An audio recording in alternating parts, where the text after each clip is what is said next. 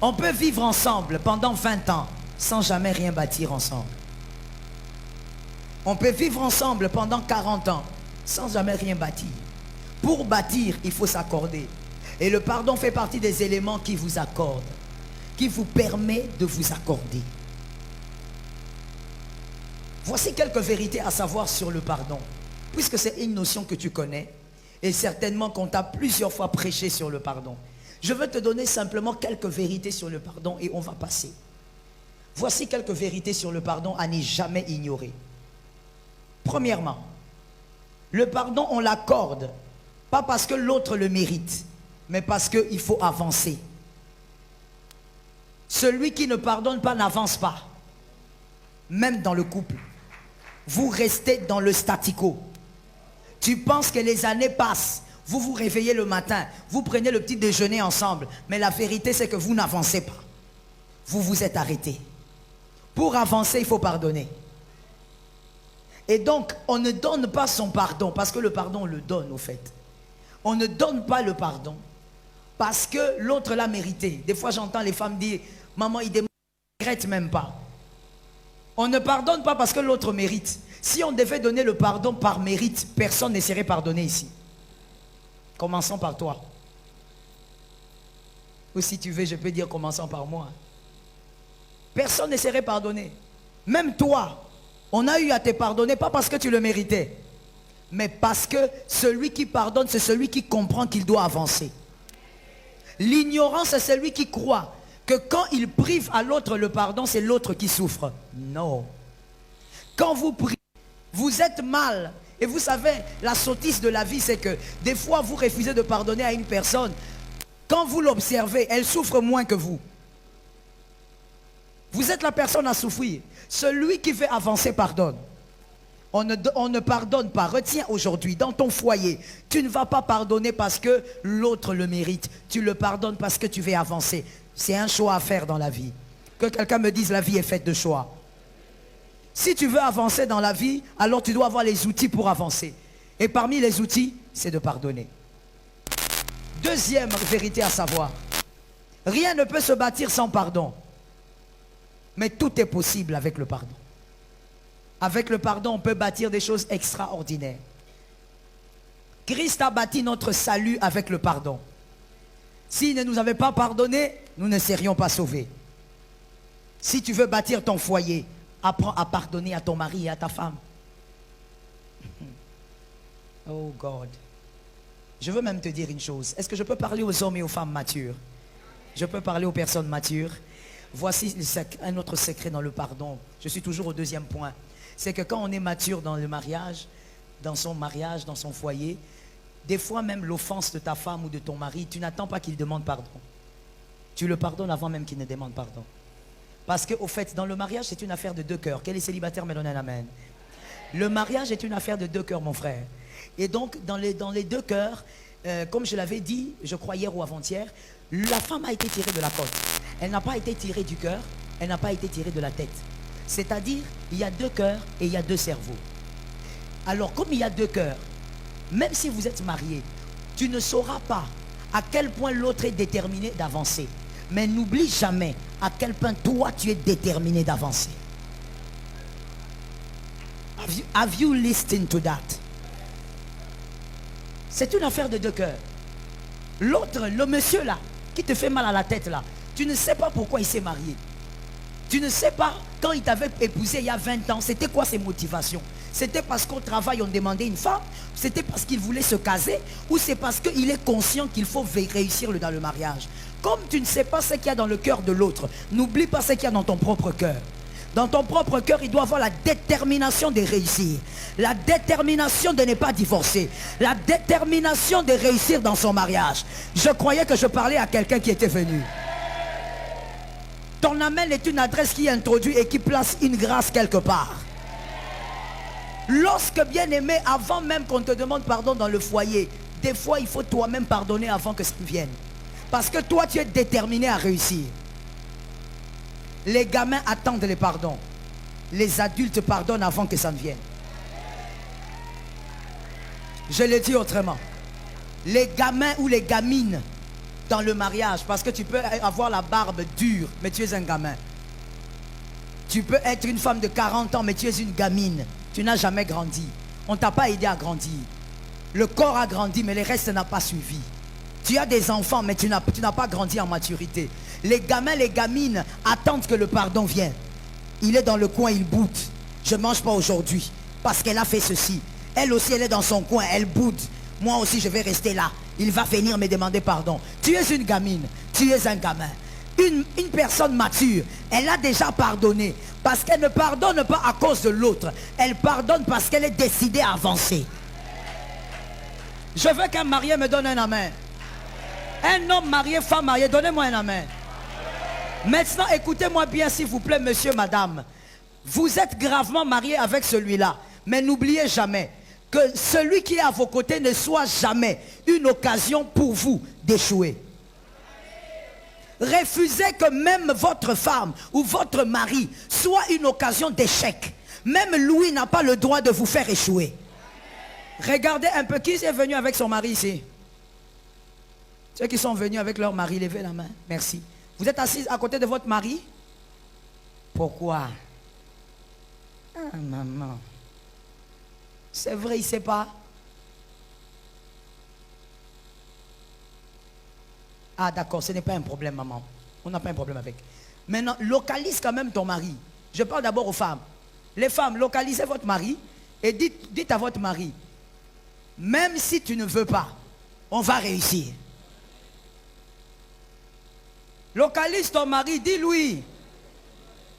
Tu l'as localisé? Tu l'as localisé?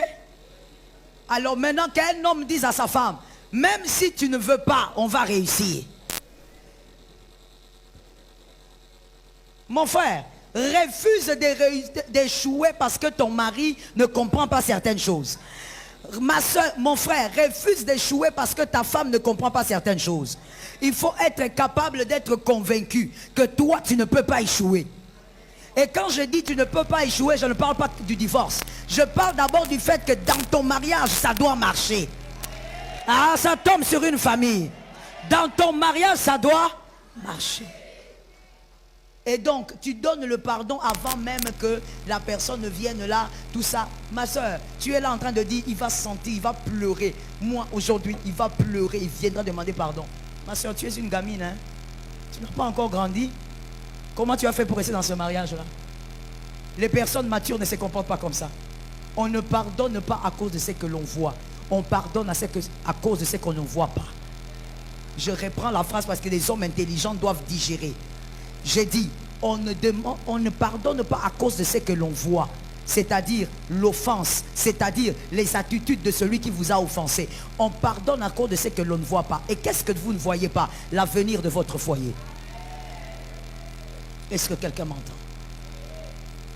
Troisième ou quatrième? Troisième. Le pardon n'est pas le fait de le dire, mais plutôt le fait de le penser. Le pardon commence dans la pensée. Et ensuite, ça sort par la bouche. Ce qui ne s'est pas installé dans la pensée, même si elle sort par la bouche, elle n'aura pas d'impact. Et quand on dit que ça commence par la pensée, c'est pour simplement dire ceci. Lorsque vous pardonnez, il faudrait que, lorsque vous pensez à l'offense, que vous n'ayez pas mal. Lorsqu'on dit pardonner, c'est oublier. On n'est pas en train de dire que tu ne vas plus te rappeler de l'événement. On est en train de dire que même quand tu vas t'en rappeler, ça ne te fera pas mal. Je vais te dire pourquoi est-ce que tu ne peux pas oublier au fait. Oublier au sens strict. Hein. Pourquoi tu ne peux pas oublier? Parce que Dieu t'a créé comme ça. Le cerveau humain a la partie qu'on appelle la mémoire. Et dans la mémoire, il y a une autre partie très merveilleuse, créée par Dieu, qui s'appelle la partie épisodique. La partie épisodique est la partie qui est dans votre cerveau, qui fait partie de la mémoire. Son travail, c'est de stocker toutes les informations avec précision. Ça n'a pas été créé par le diable, ça a été créé par Dieu. Tout être humain a la partie épisodique dans son cerveau. Et cette partie a pour responsabilité ou pour devoir de charger toutes les informations avec précision. Les dates, les couleurs, comment tu étais habillé ce jour-là. C'est la partie épisodique qui stocke ça. Dieu ne peut pas te créer avec cette partie du cerveau et te demander d'oublier un événement. Tu ne vas pas l'oublier. Le jour où tu as été offensé, tu sais c'était quel jour. Tu sais comment tu étais habillé. Mais quand on te dit pardonner, c'est oublier, ça veut dire que lorsque tu vas y penser, ton cœur n'a pas mal. Tu n'as plus mal. Pourquoi? C'est ça le pardon. Et je veux aider maintenant toutes les personnes qui sont là. Si une autre personne, même en dehors de ton mari, de ta femme, t'a offensé, et que maintenant, quand tu penses à l'événement, tu as mal, tu n'as jamais pardonné. Même si on vous a fait asseoir par le pasteur, c'est pourquoi, frère, moi quand les couples viennent chez moi, ils ont des problèmes, et qu'ils parlent, ils se disputent et tout ce que vous voulez. Moi je ne dis jamais au couple, quand on a fini de parler, je finis de conseiller, demandez-vous pardon. Je ne le fais pas. Permettez-moi, c'est mon avis, je trouve ça non-sens. Parce qu'on ne demande pas au pardon de sortir. Le pardon doit se créer. Doit se créer, se former au niveau de la pensée. La conviction du pardon. Parce que quand vous êtes là, le pasteur dit demande pardon. Allez, toi aussi demande pardon. Vous vous demandez pardon. En rentrant à la maison, je vais d'ailleurs vous dire, monsieur le pasteur, peut-être que vous ne le savez pas, mais quand il rentre à la maison, il ne dort pas sur le même lit. Mais ils ont demandé pardon dans votre bureau. Parce que le problème c'est quoi? Ils l'ont fait parce que vous leur avez dicté de le faire. Mais le cœur, la pensée n'a pas encore conçu le pardon. Le pardon doit se concevoir. Est-ce que quelqu'un m'entend? Le pardon doit se concevoir. La personne doit être convaincue que là, il est temps pour moi de pardonner. Que l'Éternel t'aide. 40e élément. 4 ou 5. Le pardon vous permet de faire grandir votre confiance. Votre compte confiance. J'appelle ça le compte confiance. C'est-à-dire la manière dont l'autre pourra maintenant vous faire confiance. Luc 7, 47. Luc 7, 45 nous parle aussi d'une chose similaire. Jésus a dit lui-même dans la deuxième partie de ce verset, à celui à qui on a beaucoup pardonné, il aime aussi beaucoup. Quelqu'un de normal et d'équilibré, quand vous pardonnez, cette personne vous fait confiance. Celui qui n'est pas normal, celui qui n'est pas équilibré, quand vous pardonnez, il joue avec votre pardon. Est-ce que quelqu'un m'entend? Mais celui qui est bien constitué dans sa tête et dans son esprit, quand vous lui pardonnez, la confiance en vous grandit. Il dit, ah, il a cru en moi. Je lui ai fait très mal, mais il a pu me pardonner. Cette personne mérite mon respect. Voilà pourquoi tu verras mon frère, je parle ou je laisse. Voilà pourquoi tu verras, je disais je parle ou je laisse.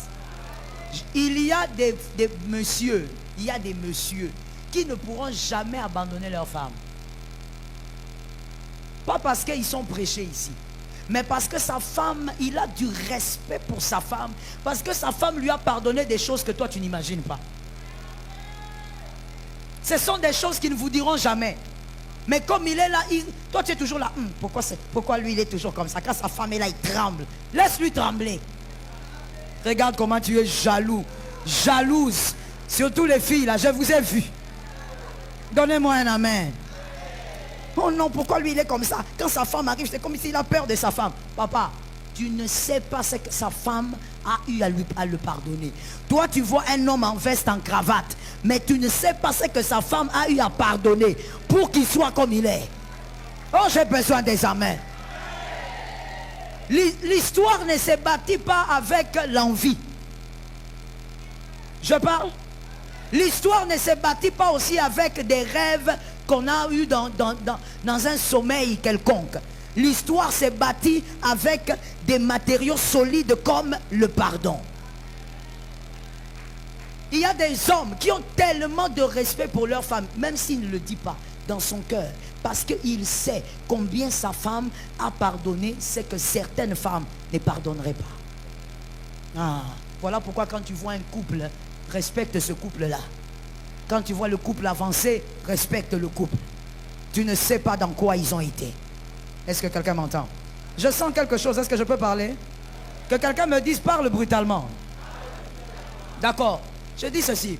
Voilà pourquoi je dis aux filles, vous les filles façon là, il faut faire attention. Tu vois un couple calme là, non, toi, tu vois le gars comment il est bien habillé, il sent bon, il a un bon parfum. Tu commences à t'approcher là comme un serpent. Quoi? Tu veux aussi entrer là-bas? Quoi? Tu veux aussi goûter là-bas? Est-ce que tu sais comment cette femme a travaillé dans le pardon pour que cet homme soit ce qu'il est devenu?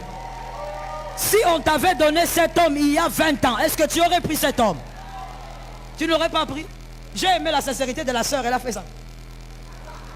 Moi j'aime ça, j'aime les gens qui sont vrais. Tu ne l'aurais pas pris?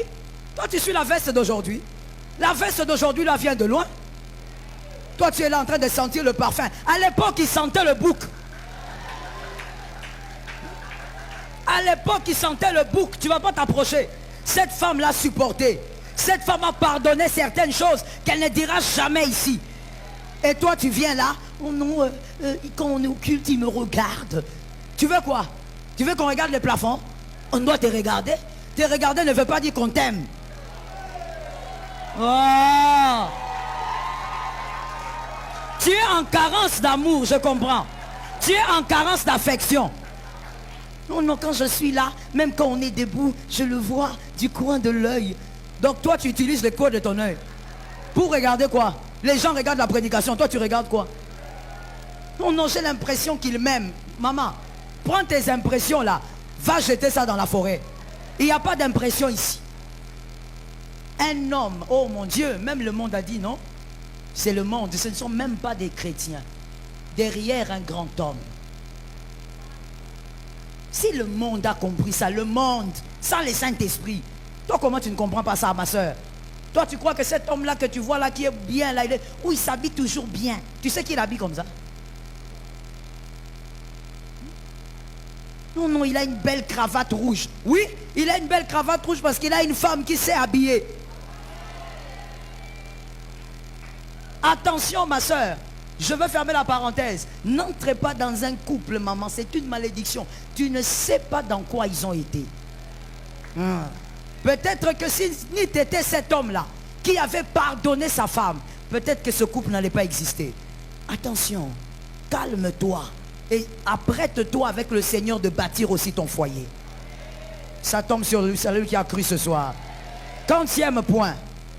5e, le pardon. Le pardon, quand vous le donnez, ça vous permet de grandir en sagesse. Vous grandissez en sagesse. Vous découvrez maintenant qu'il n'y a pas de fleurs roses sans épines. Tu découvres que, oh, cet homme-là qui était tellement beau, qui t'attirait, lui aussi n'est qu'un humain. Tu découvres que cette belle femme, oh, ce n'est qu'une humaine. La sagesse grandit maintenant. Tu arrêtes de considérer ton mari comme un petit dieu. Tu arrêtes de considérer ta femme comme une petite déesse. Tu comprends que c'est un humain. La sagesse grandit. Sans le pardon, il y aura un problème de sagesse. Le pardon vous fait grandir. 40e point maintenant. 6e. Le pardon vous rapproche, la rancune vous éloigne. Même si vous dormez sur le même lit. Et même si vous avez des relations sexuelles. La rancune, tant qu'il y a des choses que tu n'as pas pardonnées à ta femme, à ton mari, ça vous éloigne tous les jours. Mais le pardon rapproche. Quand on se pardonne, on se rapproche. On commence à comprendre les choses d'une autre manière. Celui qui a été pardonné comprend que je peux compter sur l'autre. Et celui aussi qui a été lésé comprend que l'autre a besoin de moi pour se relever. Est-ce que quelqu'un m'entend? Je vais ouvrir une parenthèse que beaucoup de jeunes ignorent et des fois même certains couples. On doit savoir que dans le mariage, on n'a pas tous les mêmes aptitudes. On n'a pas tous la même force. On n'a pas tous les mêmes capacités. Là où tu es faible, ton mari est peut-être fort. Et là où ton mari est faible, peut-être que c'est toi qui es forte. J'ai entendu des femmes dire, mais maman, comment il a fait ça? Est-ce que moi je peux faire ça? Il n'est pas toi. Là où toi tu es forte, peut-être que lui il est faible.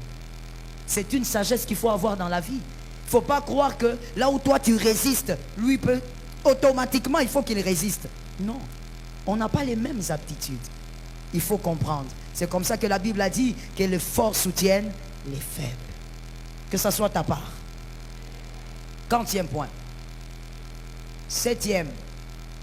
Le pardon vous permet de réaliser que vous êtes, comme je le disais, en face d'une personne vulnérable qui peut commettre des erreurs. Ça vous permet de comprendre que demain, un autre mal peut arriver. Alors, il faut se préparer. Se préparer d'abord en prière, mais préparer aussi son cœur. Est-ce que quelqu'un entend? Je veux guérir une femme ici, ça fait mal, mais c'est comme ça, c'est la guérison. C'est comme quand on te pique le vaccin là, de la Covid. Ça fait mal, mais bon, il faut que je te donne ce vaccin. Je dis, les femmes qui aiment dire, moi mon mari ne peut jamais faire ça. Mon mari, jamais. Le pardon va te faire comprendre que celui qui a fait ça, demain peut faire aussi autre chose. Ça te permet d'avoir la sagesse de ne pas dire ces genres de phrases. Je peux parler. Il y a certains frères célibataires qui ne sont jamais tombés dans l'impudicité parce qu'ils n'ont jamais rencontré des filles. Je commence d'abord par les célibataires. C'est comme ça qu'ils sont. Là, il fait semblant. Comme si on ne lui parle pas. Il y a certains frères célibataires qui se prennent pour des héros ici. Des hommes saints. Mais c'est parce qu'il n'a jamais rencontré. Les seules filles que lui connaît, ce sont les filles de son quartier, là, façon. Il n'a jamais rencontré une arabe. Maman, les arabes. Comme on dit, non, bonita. Il n'a jamais rencontré. Tu ne tombes pas parce que tu es fort, mais parce qu'on ne t'a jamais tenté. Il y a une différence. Quand tu dis, mon mari ne peut jamais faire ça. Maman, c'est parce que ton mari, il est dans un poste médiocre, là où il y a aussi des secrétaires médiocres. Qu'on change un peu de poste à ton mari. Qu'on lui mette un peu dans un poste là où il est boss et puis il y a 3 secrétaires. La première secrétaire est bois noir. Un bon teint là. La deuxième, ah papa, tu as raison de dire alléluia. C'est Dieu qui a créé ça, papa. Dieu n'est pas contre la beauté. La deuxième secrétaire là, elle est un peu basanée. Avec des jolis cheveux et des jolis yeux bruns. La troisième secrétaire là, elle est métissée. Qu'on mette ton mari dedans. Et dis-nous que ton mari ne peut pas. Chaque matin, il est servi, on donne le thé. Et quand on lui donne le thé, on demande autre chose. Toi, tu écoutes seulement les Français là de la secrétaire là, médiocre là. Et puis quand l'autre sort, l'autre entre. Maman, que les femmes te donnent la main. Ne dis jamais ça et sois délivré. Tout ce que tu peux dire, je puis tout par celui qui me fortifie. Prie à Dieu, que Dieu permette à ton mari de l'aimer lui. S'il aime Dieu, il évitera les dégâts à cause de Dieu. Parce que si c'est seulement toi là, comme tu es là, c'est fini. Les cartes sont pourries. Regarde déjà comment dans les mariages, on grossit comme des tomates. Regarde, tu étais slim là, mignonne. Regarde comment on est devenu. Regarde. Maintenant, compare avec la secrétaire là, métissée là, qui a 60 kilos. Ton mari, tout ce qu'il a vu, les gens un peu bien là qu'il a vu, c'est seulement à Novelas. Maintenant, quand il va aller au bureau, il voit la moitié des Novelas. Tu ne comprends pas, ton mari, chaque soir quand il vient à la maison, il est toujours chérie. Ce n'est pas pour toi qu'il sourit. Il sourit à cause de ce qu'il voit là-bas. Toi, tu es là. Ouh, mon mari, il est toujours content le soir. Ton mari est content. Il n'est pas content à cause de tes tissages là. Il est content à cause de ce qu'il voit là-bas. Ma soeur, mon frère, ne dis pas. Je parle aussi aux hommes. Non, moi, ma femme est blindée. Ma femme, j'ai la marmaille. Je m'occupe d'elle. Je lui donne le dernier niveau. Quel dernier niveau toi tu as? Donc quand ma femme, je la prends, je la fais entrer là-bas. Je la frappe. C'est que je la fais voir dans la chambre et là, elle ne peut jamais me tromper. Papa, prie que ta femme aime Jésus. Qu'elle ne te trompe pas à cause de Jésus. Parce que si c'est tout, c'est ça seulement là. Il faut laisser. Il faut laisser ça. Toi, regarde comment tes cheveux sont crépus. Tu as vu comment tes cheveux sont crépus? Je parle ou je laisse? Vous m'avez dit de parler brutalement, oui ou non? Je dois choquer papa. On atterrit déjà, il faut que je choque. Sinon, ce n'est pas mon identité. Je dis, je parle aux hommes. Toi, regarde tes cheveux, comment ils sont crépus. Tu as vu comment ils sont durs? C'est dur comme ton papa avait les cheveux durs. Toi, tu crois que le jour que ta femme va voir les cheveux d'un Italien, elle va rester avec toi là. Elle-même, elle va se poser des questions. Tu vois seulement ta femme depuis qu'elle commence à dire oh, frère, dis à Dieu, Seigneur, que ma femme t'aime. Que ma femme t'aime plus qu'elle m'aime. Et elle va rester droite à cause de toi.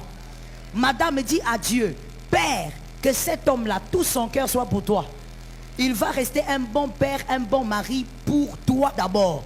Parce que si c'est seulement pour un humain, il va te trahir. C'est l'erreur que les femmes des fois commettent. Non, mon mari, il doit m'aimer, il doit m'aimer. S'il doit seulement t'aimer, il te trahira. Est-ce que quelqu'un m'entend? Que Jésus te donne la victoire. Celui qui donne le pardon parce qu'il sait que oui, il est vulnérable, il est humain. S'il a fait ça, peut-être que demain, quelque chose d'autre peut arriver. Que Dieu commence à garder son cœur. Au fait, quand ton conjoint t'offense et que tu pardonnes, ou qu'il te demande pardon, c'est une manière pour Dieu de te dire, réveille-toi. Réveille-toi. Commence à prier. Même quand l'offense n'est pas si dramatique, c'est seulement entre vous, des petites choses. Mais c'est aussi pour te dire, réveille-toi. Prie pour son cœur. Prie de manière à ce que cette personne t'offense moins dans la destinée. Je peux parler. Ta femme, ton mari va t'offenser encore. Après cet enseignement, il va encore t'offenser. Elle va encore t'offenser. Pourquoi? Elle est humaine. Il est humain. L'erreur est humaine. Il va encore t'offenser, c'est une évidence. Même si il est, je ne sais pas comment, il va t'offenser. C'est en ça qu'il est homme et Dieu est Dieu. Alors ce que tu dois faire, c'est commencer à prier pour son cœur. Que l'Éternel l'aide, que dans votre parcours, il y ait moins d'offenses. Que Jésus aide quelqu'un. Je vais ajouter quelque chose d'important avant de passer. Pardonner, mais il faut pardonner avec intelligence. Le pardon doit être donné aussi avec intelligence. C'est-à-dire quoi?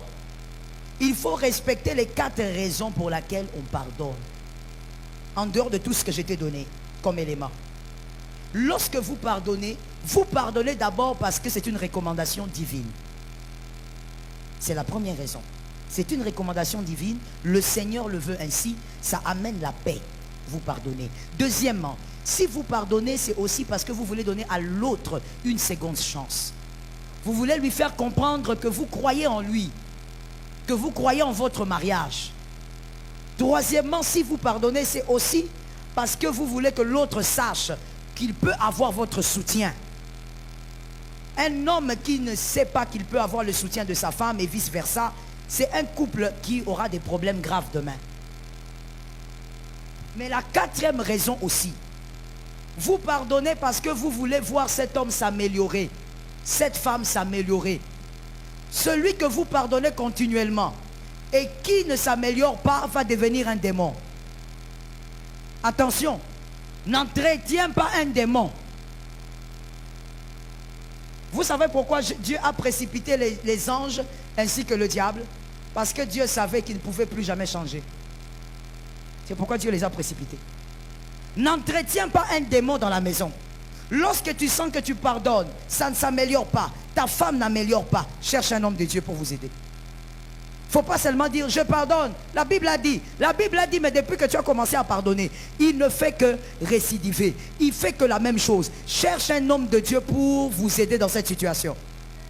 On ne pardonne pas pour rester au même endroit. J'aime un verset que j'aime bien expliquer ça dans un enseignement. Je te le donne, je donne le brin de l'explication. La Bible dit les justes tombent 7 fois. Très bien ma fille, lis la Bible. Le juste tombe. Je vais expliquer ça clairement. Frère, viens. Dépose tes outils, viens. Supposons que tu es là, c'est toi le juste. Et puis bon, tu trébuches. Tombe là-bas, monsieur. Tombe là. Non, mets-toi à genoux là-bas sur les carreaux, c'est mieux. Tu es tombé. Tu tombes. On dit les justes tombent 7 fois. D'accord, regardez. Il était ici et il est tombé. C'est le juste. C'est la première fois, n'est-ce pas? Levez-vous. Avancez. Allez-y, allez-y. Avancez. Arrêtez-vous. Je vous pose la question. Est-ce que vous pensez qu'il va retomber au même endroit? Pourquoi? Il est passé.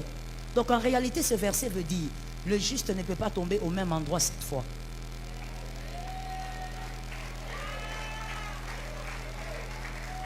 Mettez-vous, messieurs.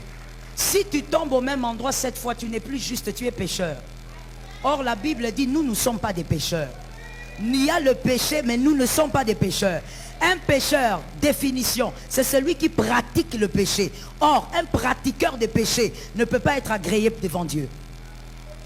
Dieu nous a justifiés. Nous sommes devenus justes par le sang de Jésus. Et le Saint-Esprit nous aide à vivre dans la sanctification. Celui qui est un pécheur ne peut pas être fils de Dieu.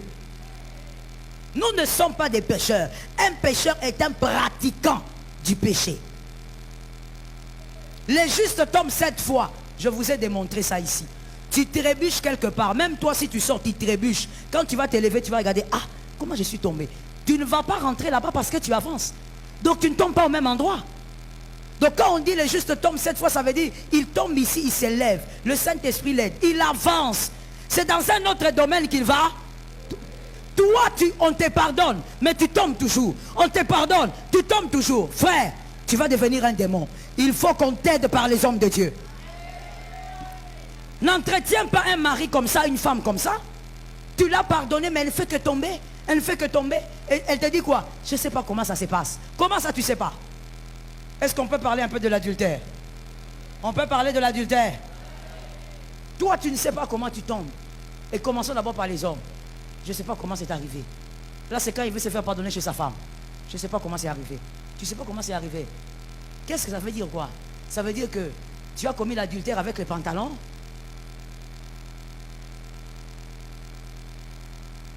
Tu as commis l'adultère avec ta chemise. Bon, peut-être que c'était un vite fait. Regarde comment ils font semblant. Ils font semblant des aventuriers au négri. Mais ici, là, semblant. Comment tu ne sais pas comment c'est arrivé? Parce que quand ça arrive, tu descends le pantalon. Quand ça arrive, madame, tu descends ta jupe ou je ne sais pas quoi. Comment tu dis que tu ne sais pas? À chaque étape, tu étais conscient. Il y a même des hommes terribles qui disent, j'ai été envoûté. Tu as été envoûté par qui? Donc tu connais même ton envoûteur. Mais si tu connais ton envoûteur, tu dois être désenvoûté. Donc toi tu connais même qu'on t'avait envoûté. Non maman, c'est seulement l'envoûtement, maman, pardonne-moi. Tu pardonnes. Après 2 semaines, il vient encore. Maman, on m'a encore envoûté. Quand ça ne s'améliore pas, on pardonne pour l'amélioration. Quand ça ne s'améliore pas, cherche de l'aide de l'onction. Que les hommes de Dieu interviennent pour vous sortir de là. Que l'Éternel te donne la victoire. C'était le manque de pardon. 3e point. 4e point. Le 4e élément majeur. Les finances boiteuses. Les finances boiteuses déséquilibrent le couple. Déséquilibre l'épanouissement du couple, les finances boiteuses. On va y aller speed, alors suivez-moi s'il vous plaît. Ça c'est le 4e point qui déséquilibre le couple ou le foyer. Dieu est dans l'équilibre, qui a dit amen? Dans Genèse, le concepteur du mariage, Genèse 1:28, Genèse 1:28, il a conçu le mariage et il a dit des choses selon lui, le concepteur, qui équilibre le mariage. Voici ce que la version Parole de Vie dit. Dieu les bénit en disant, ayez des enfants, devenez nombreux, remplissez la terre et dominez-la. Commandez aux poissons de la mer, aux oiseaux dans le ciel et à tous les animaux qui se déplacent sur terre. Amen. La parole de Dieu parle de « il » au singulier ou au pluriel. Répondez-moi, vous avez vos Bibles. Hein? C'est au pluriel ou pas? Le verset que je viens de lire là.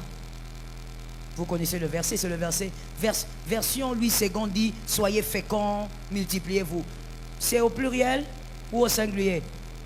On parle de l'homme et de la femme donc. On dit aux deux, dominez. On dit aux deux, régnez. On dit aux deux, multipliez-vous. N'est-ce pas? D'accord. Donc c'est-à-dire que dans le foyer, il n'y a pas qu'une personne qui doit travailler. Les deux doivent travailler. Les deux doivent travailler pour produire de l'argent. Parce qu'on ne bâtit pas aussi un foyer sans argent. Pour bâtir un foyer, il faut aussi avoir de l'argent.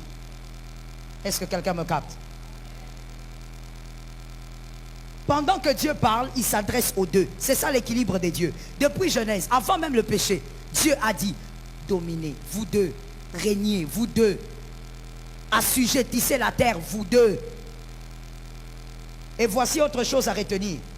Selon Genèse 2, 15 et 19, donc vous sautez, Genèse 2, 15 et 19, l'homme ne peut pas avoir de Ève s'il n'a pas encore nommé les animaux. C'est là où les Romains s'empoignèrent. L'homme ne peut pas avoir de Ève s'il n'a pas encore nommé les animaux. La Bible dit Adam a été placé d'abord dans le jardin. Que quelqu'un me dise un. Ensuite, Dieu lui a dit nomme les animaux. Que quelqu'un me dise deux. Et après la deuxième chose, Dieu maintenant dit, ah je vois qu'il est triste, Dieu va prendre la côte pour crier. Mon frère, on ne peut pas se marier si on n'a pas encore commencé à nommer les animaux.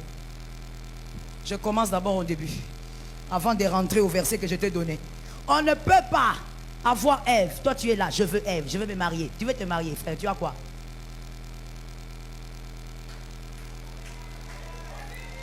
Je parle ou je laisse? Je parle ou je laisse? Je veux choquer et réchoquer. Je dis à quelqu'un, surtout si tu sais que dans votre famille, vous dans votre famille, les hommes, les femmes, vous avez trop de pulsions sexuelles. Frère, cherche l'argent tôt. Mais selon la pensée de Dieu, selon l'équilibre de Dieu, Adam ne peut pas chercher Ève. Oh non, l'homme était triste. L'homme n'est pas devenu triste quand on l'a mis dans le jardin. L'homme est devenu triste quand il a nommé tous les animaux. Et puis la Bible dit, oh, il constate qu'il n'y a personne comme lui. Avant de chercher à te marier, d'abord, ne te marie pas par la foi. On ne mange pas par la foi. Donne-moi un amen. Ah, je ne suis pas sorti de la Bible, je suis là-bas. Je t'ai donné les versets, il faut aller lire. On ne se marie pas par la foi. On ne mange pas par la foi. On ne s'habille pas par la foi. On ne paye pas le loyer. Avant de vouloir te marier, tu dois nommer les animaux. C'est-à-dire, tu dois déjà nommer quelque chose. Tu as quand même ton petit commerce de $200.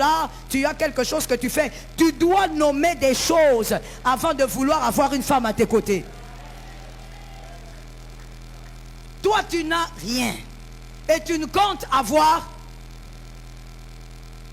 Tu viens chez le pasteur. Pasteur, je vous présente ma fiancée. Papa, moi, je ne suis pas ce genre de pasteur-là. Déjà, je te chasse. Tu viens avec la fille, voilà, maman. Parce que ça, au fait, hein, ce ne sont pas les fiançailles. C'est une organisation de péché. J'exhorte, s'il vous plaît, avec beaucoup d'humilité, comme étant la plus petite d'entre vous. J'exhorte aux hommes de Dieu, ne permettez pas ces gens d'ignons-là. Ça, c'est une organisation au péché et organisée de manière propre. Vous voulez légaliser le péché. Toi, tu n'as rien. Tu n'as même pas l'argent pour t'acheter des chaussettes. Tu amènes la fiancée aujourd'hui. Tu vas l'épouser quand? Tu vas vivre dans le péché pendant 5 ans.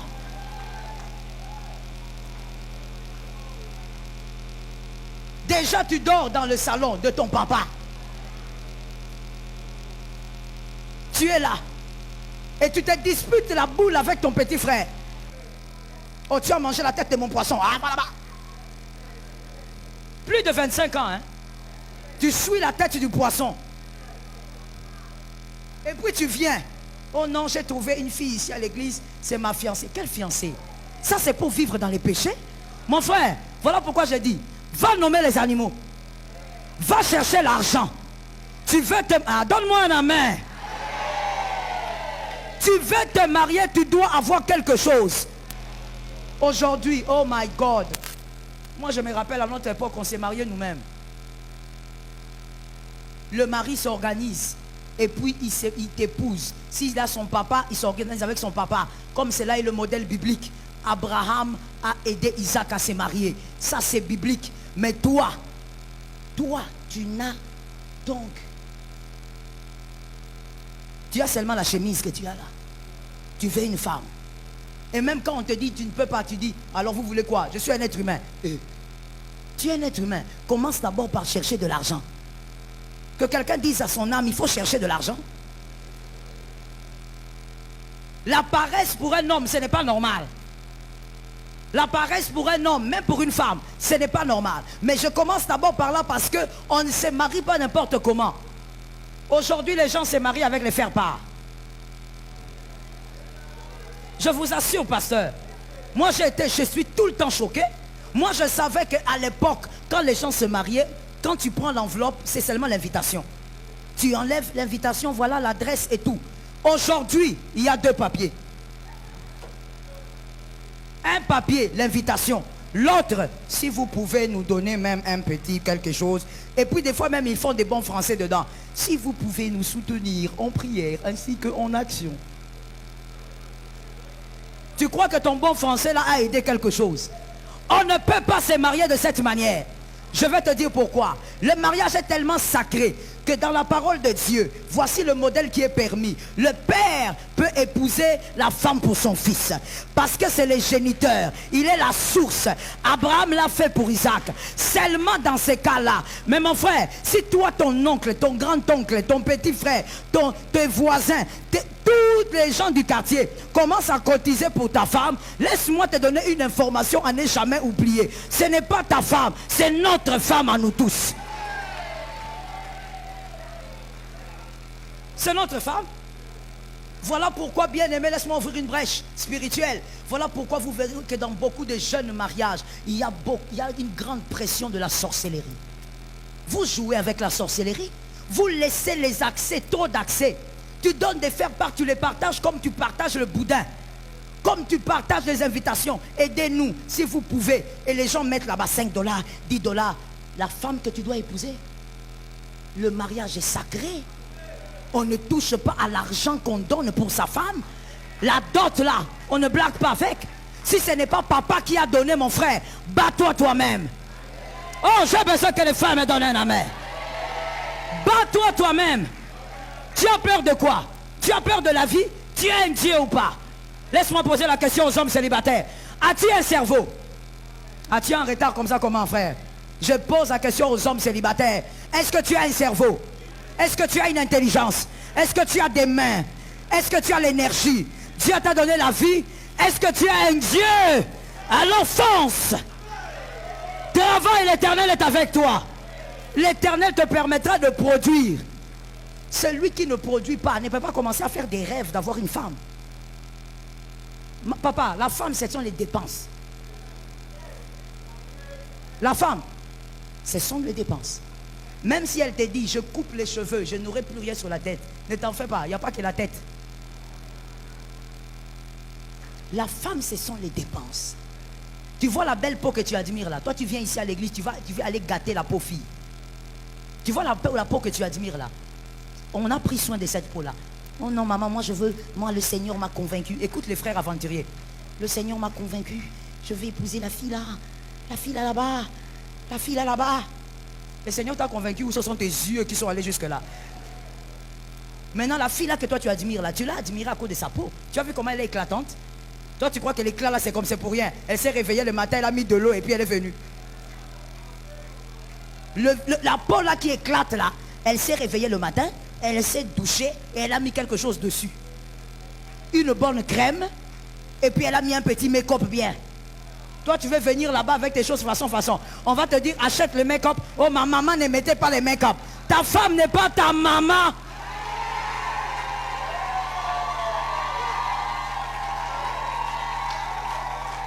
C'est quoi cette...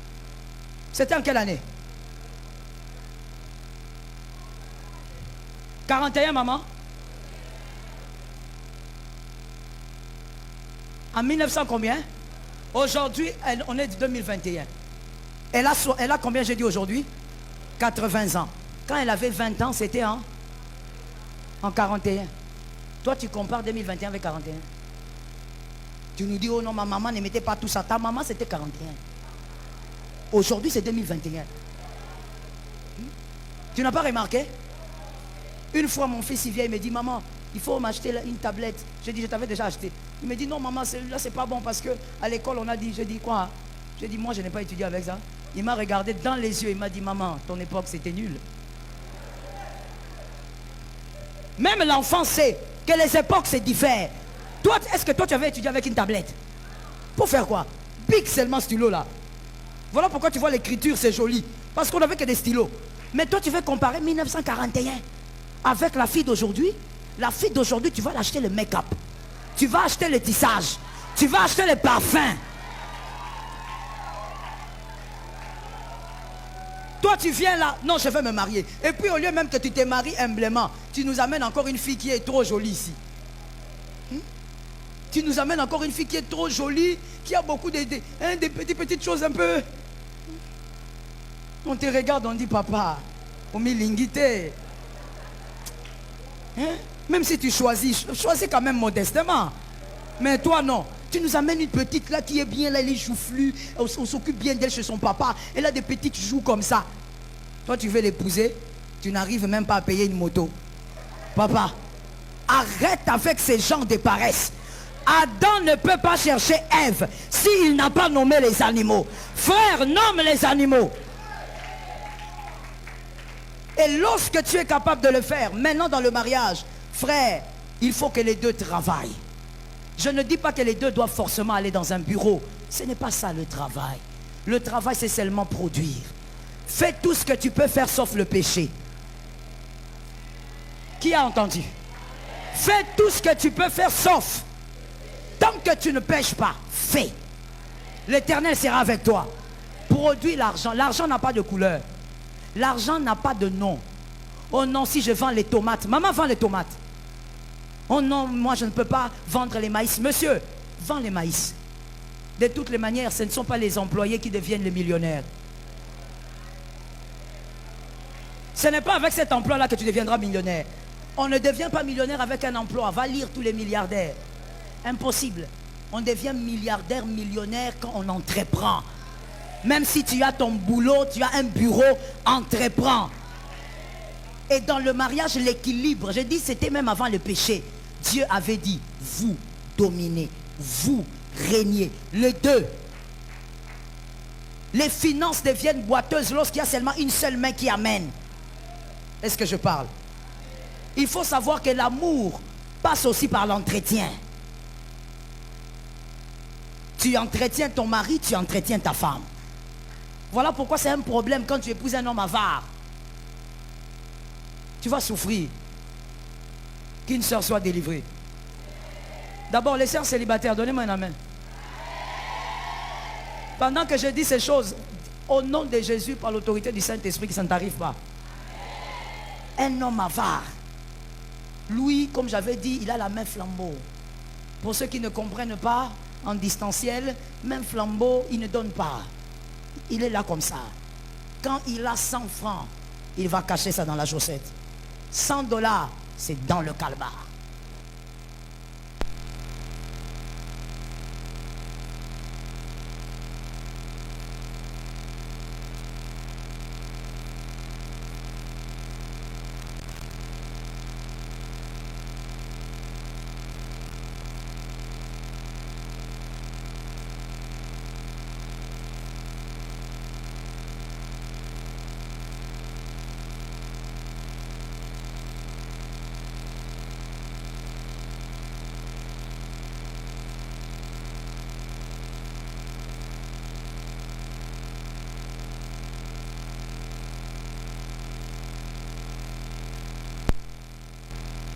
Selon Dieu, j'ai dit bien.